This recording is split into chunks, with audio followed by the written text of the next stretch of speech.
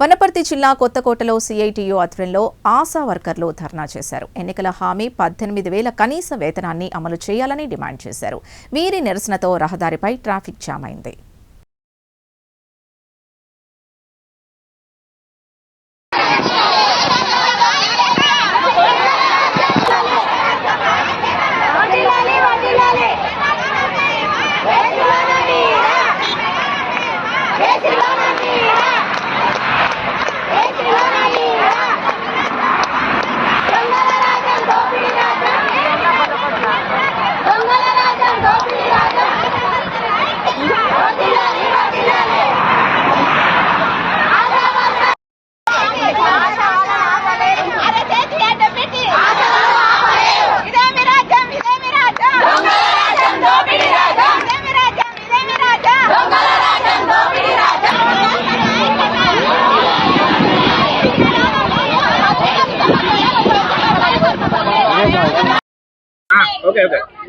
ఓకేనా?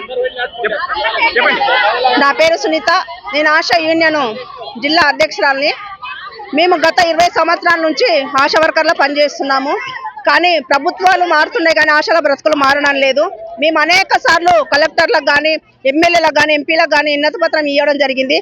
మాకు కాంగ్రెస్ ప్రభుత్వము గతంలో గద్దె మీద లేనప్పుడు మేము టెంట్ల కింద కూర్చుంటే మా టెంట్ల దగ్గరకు వచ్చి అమ్మ మీది న్యాయమైన డిమాండ్స్, మీరు 18,000 ఫిక్స్డ్ వేతనం మీకు చేయవలసిందే, మీరు అనేకమైన ప్రజలకు సేవ చేస్తున్నారు, ఈ రోజు తల్లి బిడ్డ క్షేమంగా బతికి వస్తుంది హాస్పిటల్ నుంచి అంటే కేవలం ఒక ఆశా వర్కర్ నుంచి అని చెప్పడం జరిగింది. మేము ఈసారి మాకు ప్రభుత్వం మాది అధికారులకు వస్తే ఖచ్చితంగా మీకు ఫిక్స్డ్ వేతనం 18,000 చేస్తామని చెప్పి మాకు మాట ఇచ్చిండు. మా టెంట్ల ముందరకు వచ్చి ఇంతవరకు అసెంబ్లీ స్టార్ట్, ఇది 3వ అసెంబ్లీ, ఇది 3వ బడ్జెట్ సమావేశం, 3వ బడ్జెట్ కేటాయించారు కానీ ఆశాల గురించి మాత్రం ఇంతవరకు మాట్లాడలేదు. మేము ఏం అడుగుతున్నామో, మేము కొంతమంది కోరికలు అడుగుతున్నామా? ఒక మనిషి బ్రతకాలి, ఒక కుటుంబం బ్రతకాలి అని అంటే గవర్నమెంట్ స్కేల్ ప్రకారంగా 26,000 కావాలి.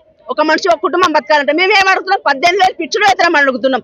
ఈ ప్రభుత్వం ఎట్లా ఉందంటే మమ్మల్ని ఎక్కడెక్కడ ధర్నాలంటే అసలు అరెస్టులు, అక్రమ అరెస్టులు, పోలీసు ఆడవాళ్ళని చూడకుండా ఉడకవాళ్ళను, వాళ్ళ బట్టలు ఎక్కడమైన వాళ్ళ పరిస్థితి ఏందని చూడకుండా కొడుతున్నారు. చాలా దారుణమైన పరిస్థితి ఉంది. ఎందుకంటే ఇదే కేసీఆర్, ఇదే రేవంత్ రెడ్డి మా టెంట్ల ముందరకు వచ్చి మాతో హామీ ఇచ్చి చేసినప్పుడు మాకు ఫిక్స్డ్ 18,000 చేస్తామని చెప్పిండు. అదే విధంగా ఆశా వర్కర్లు చచ్చిపోతే మట్టి ఖర్చు 50,000 ఇస్తానన్నారు. అదే విధంగా మనం రిటైర్మెంట్ బెనిఫిట్ 5 లక్షలు ఇస్తామని చెప్పిండు. మేము ఏదైతే మా డిమాండ్స్ ఉండవో ఆ డిమాండ్స్ చేయకపోతే, ఆమె ఇవ్వకపోతే ఈ రోజు అసెంబ్లీ లాస్ట్, ఈ రోజు మాట్లాడకపోతే రాబోయే కాలంలో ఖచ్చితంగా మా ధర్నాలు ఇంకా చాలా ఉధృతంగా చేస్తామని కూడా తెలియజేస్తున్నాం. పేరు గిరిజ, జిల్లా సహాయ కార్యదర్శిని. నా పేరు గిరిజ, జిల్లా సహాయ కార్యదర్శిని. మేము గొంతమ్మ కోరికలు కోరట్లేదు ప్రభుత్వాన్ని. 18,000 ఫిక్స్డ్ వేతనం అడుగుతున్నాము.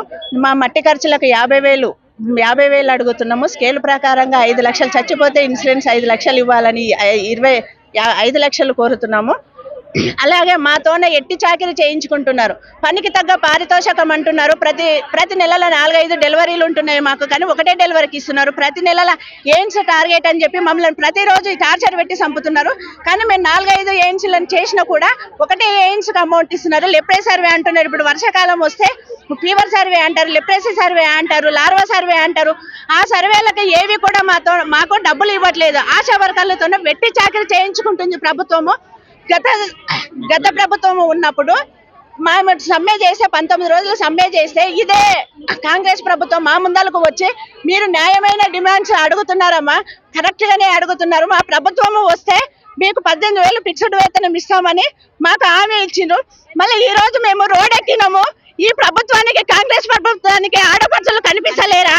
మమ్మల్ని ఆ రోజు ఓటేసి గెలిపిస్తే మీకు ఫిక్స్డ్ వేతనం చేస్తామన్నారు. మళ్ళీ మేము ఈ రోజు రోడ్లు ఎక్కి ధర్నాలు చేస్తున్నాము, కనిపిస్తలేరా? ఆడపడుచులని కూడా తెలియకుండా చీరో తిక్కు లంగో తిక్కు పోతే కూడా 28వ తారీఖు రోజు హైదరాబాద్ లో ధర్నా చేస్తే ఆడపడుచులు అనకుండా రోడ్డు మీద ఈసుకపోయి పోలీస్ స్టేషన్ అక్రమ అరెస్టులు చేసిండు. మీరు కానీ మాకు ఈ రోజు కానీ లాస్ట్ ఈ సమావేశంలో కానీ మాకు వేతనాలు ఫిక్స్డ్ చేయకపోతే రాబోయే కాలంలో ఇంకా పెద్ద ఎత్తున కూడా మేము ధర్నాలు చేస్తామని చెప్పి ఈ కాంగ్రెస్ ప్రభుత్వానికి తెలియజేస్తూ